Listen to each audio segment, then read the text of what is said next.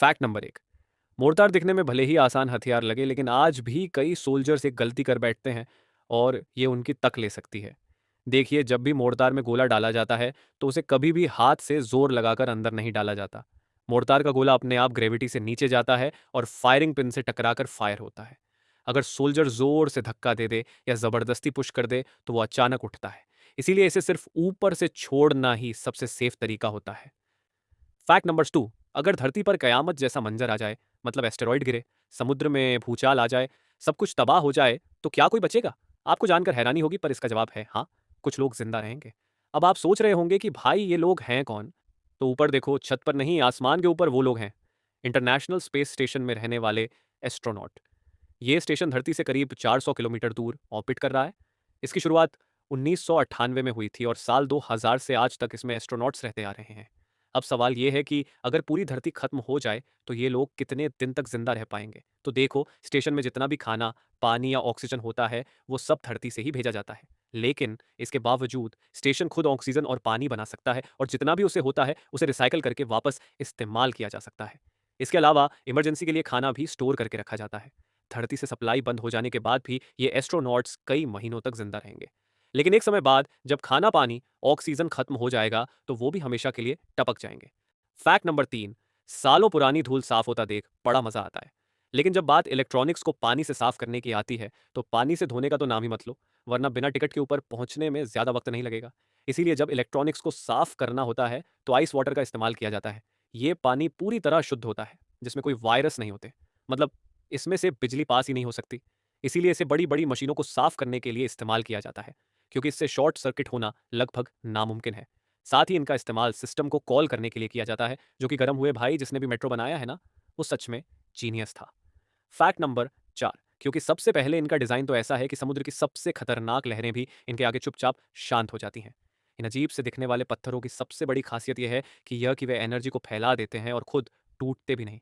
और मजे की बात तो यह है कि इन्हें कुछ इस तरह से एक दूसरे में फंसा कर रखा जा सकता है, जिससे जगह भी काफी बच जाती है।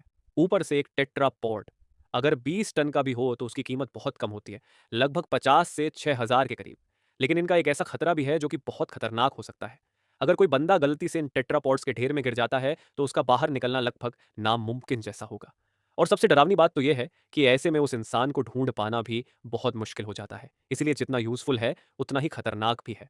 Fact number 5। यह डंप ट्रक का हाइड्रोलिक सिस्टम दिखने में जितना तगड़ा लगता है, असल में यह उतना ही खतरनाक भी होता है। क्योंकि कई बार ऐसा होता है कि जब ट्रक का डंप बैग ऊपर उठा होता है तो कभी कभी पूरा हाइड्रोलिक सिस्टम धमाके से फट जाता है। और फिर क्या, डंप बैग जमीन पर ऐसे गिरता है जैसे किसी ने ऊपर से फेंक दिया हो, और साथ में हाइड्रोलिक ऑनल चारों तरफ उड़ जाता है। लेकिन ऐसा होता क्यों है? सीधी सी बात, जब ट्रक को उसकी लिमिट से ज्यादा लोड कर देते हैं तो हाइड्रोलिक सिस्टम को जबरदस्ती ज्यादा ताकत लगानी पड़ती है, और इसी चक्कर में प्रेशर इतना बढ़ जाता है कि उसका पाइप फट जाता है या फिर हाइड्रोलिक सिलेंडर ही टेढ़ा हो जाता है और बस एक झटके में पूरा सिस्टम फुस सा। Fact number 6। ये देखने में भले ही आसान लगता हो, पर ये जो पहाड़ों के अंदर से ये टनल निकलती है, ये भी किसी रॉकेट साइंस से कम नहीं। अब बाहर से देखने पर लगेगा कि टनल मशीन सीधा सीधा रास्ता बना देती होगी, लेकिन अंदर की सच्चाई कुछ और ही है। इसमें सबसे बड़ा खतरा आता है ग्राउंड वाटर से खुदाई करते वक्त। किसी भी टाइम पत्थर से पानी ऐसे निकलते हैं जैसे कोई पाइप फूट गया हो, बिल्कुल अनप्रिडिक्टेबल। और इसका इलाज सिर्फ एक ही है, ग्राउटिंग। इसमें सीमेंट और रेत का मिक्सचर उसे पानी वाली जगह में जबरदस्ती ठूस ठूस कर भर दिया जाता है, ताकि पानी का रास्ता हमेशा के लिए बंद हो जाए। मतलब ऊपर से देखने में लगेगा कि बस खुदाई तो हो रही है, लेकिन अंदर से एक एक इंच में इंजीनियरिंग का दिमाग लगता है, जो सुनकर हैरान रह जाओगे। Fact number 7। इसीलिए पहाड़ों के बीच से टनल निकालना सिविल इंजीनियरिंग का सबसे मुश्किल कामों में से एक है। आखिर ये ग्रैंड कैनियन बनते कैसे हैं? देखो, जब इस बंदे ने रेत के गड्ढे में धीरे धीरे पानी डाला तो रेत गर्म होने की वजह से उस जगह का पानी सूख गया और रेत सख्त बन गई। फिर ऊपर से सूखी रेत डालकर गड्ढे को फिर से ढक दिया गया।